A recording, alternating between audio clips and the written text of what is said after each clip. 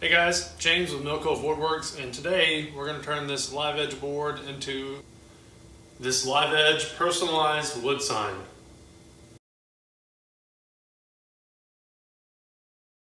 So my dad had that live edge board drying in his shop for I don't even know how long, a couple of years I guess, and he agreed to give it to me a couple of weeks ago, and I went back and forth on a couple of other ideas on how to use it. But ultimately, I decided that this will be a good use for the live edge board and good time for me to kind of play around with the scroll saw that I got recently.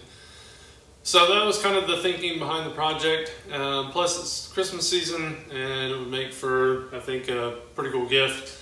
But anyway, let's go ahead and get into the build, and I hope you enjoy the video. The width of the board is around anywhere between 10 to 12 inches, depending on kind of what section of the board you're referring to. And I wanted the sign to be a little bit taller, I guess, than that. So the first thing I'm going to do is cut two pieces down to about 20 inches in length. And then I can use those two boards to join together, so we'll have a taller board, but still with a live edge on the top and the bottom. In order to be able to actually join these two 20-inch cuts together, I need to give myself at least one straight line rip on each of the boards for them to meet up together. So to do that, I'm fabricating a jig for the table saw, and I've always wanted to try this out. I've seen a lot of other people use them.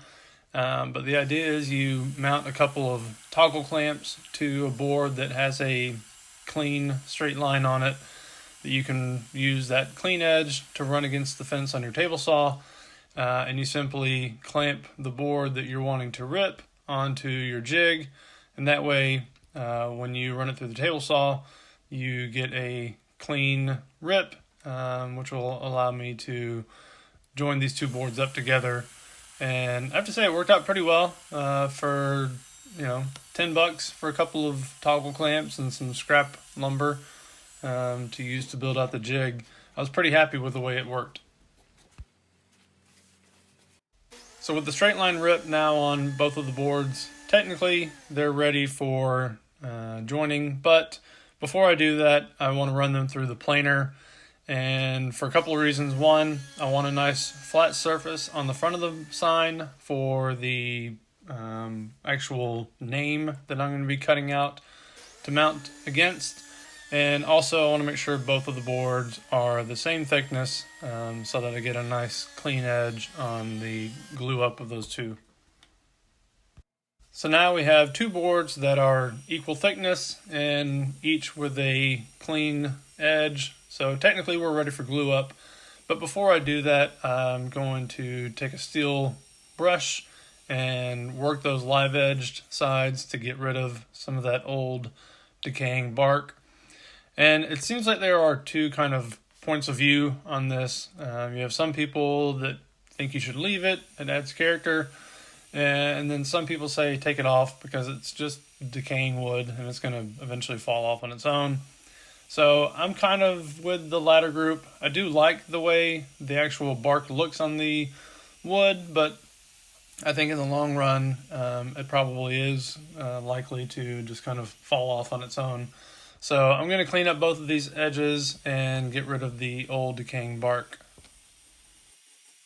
And once I've worked both edges with the steel brush, I'm going to come back in with the orbital sander to clean up basically the scratch marks that were left behind and give me a nice smooth surface.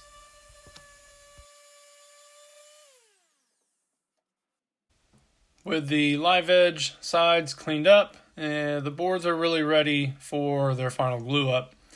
And this was a little bit tricky with the live edge side. You don't have a kind of consistent area to clamp against, and also with that edge being, in my case, very thin, I couldn't put too much pressure with the clamps, otherwise it would pretty much dig into the sides. But I was able to eventually kind of put together an approach that worked with the parallel clamps as well as some clamps along the top of the board to distribute that pressure so that we didn't get any bowing.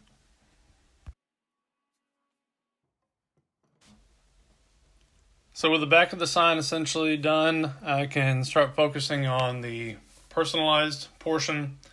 And I took a couple of 1x6s and glued those up together.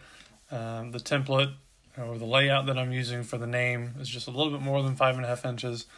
So needed a little more height. But once those were joined together and sanded, I was ready to start working on the name. So my handwriting is pretty much atrocious, and fortunately my wife has a Cricut machine and she agreed to print out some vinyl that I could use to transfer over the name that I wanted to cut out with the scroll saw. So those printed out in 2 different halves. So I simply attach that vinyl to the board, making sure that they overlap where I want them to.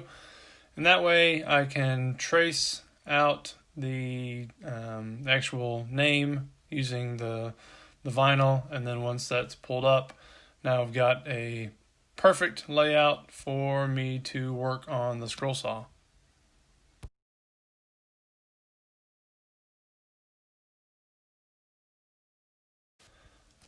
Now, this is my first time really using a scroll saw, and there were a couple of lessons I learned pretty quickly. First one is that the scroll saw is not built for speed, and the second one is that when you're trying to come up with a layout for what you want to put on your template for the scroll saw, leave yourself enough room or enough thickness in your cuts so that your board doesn't become too thin. And there were a couple of letters that unfortunately ended up being probably less than 1/4 of an inch thick, and it was just way too thin. So it's kind of hard to see in the time lapse, or at least the point that it happens, but there were a couple of letters that were far too thin, and in the process of cutting and the board just kind of bouncing on the scroll saw, the Spratley's sign eventually turned from 1 sign into 3. Fortunately, with a little bit of CA glue, I was able to get all of those pieces joined back together. So wasn't the big deal, but again, just something for me to keep in mind on future projects and something you might want to consider if you're going to be using a scroll saw. Cutting out the V on the sign was a lot easier since these letters weren't connected and they were a little bit thicker. So that process went a lot smoother.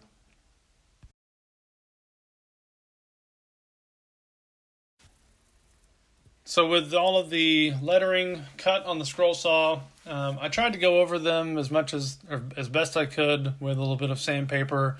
But again, these are some very tight areas, especially on the cursive portion. So I wasn't able to get it perfect, but did as much cleanup as I could before I took it over to painting. With the sanding done as best I possibly could, I'm ready to go ahead and start painting. So I went back and forth on whether I would spray paint or actual paint with a brush. I ended up going with the spray paint route simply because I felt like getting in some of these tight areas would be next to impossible with a brush. And I'm pretty happy with the way it turned out. It did take quite a few coats to get it there, and there were still some of the edges of the lettering that weren't perfect, but the face of all the letters definitely got a nice coating, and I think the edges were sufficiently covered. And while the paint's drying, I can go ahead and go back to the live edge boards and do a little bit of cleanup there. So I want to give a clean cut on both of the edges. So I use the joint in the middle to kind of create where that straight edge would be. And then once I had that marked, I just use a cutting guide and the circular saw to rip off just about 1/4 of an inch on each end.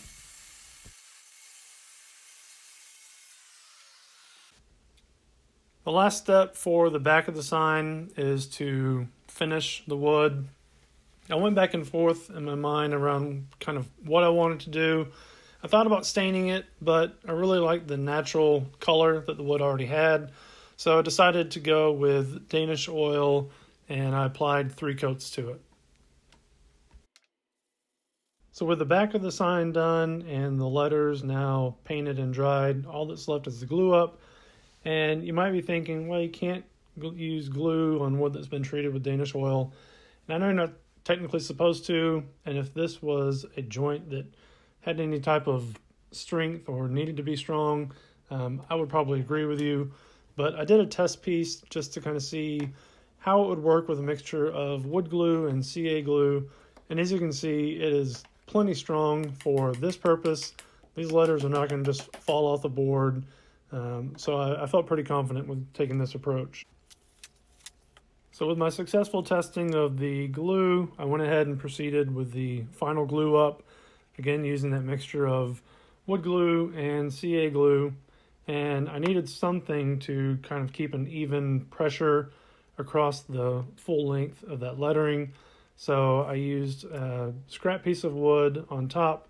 I did lay down a couple of sheets of paper towels just to protect the lettering and the paint from getting marred or scratched.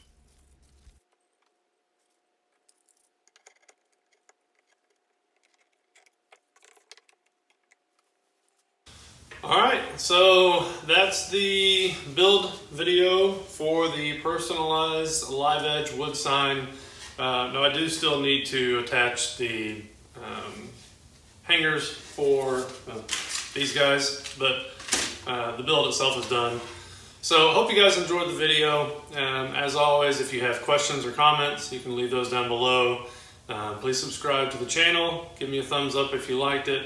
Otherwise, we'll see you on the next build. Thank you.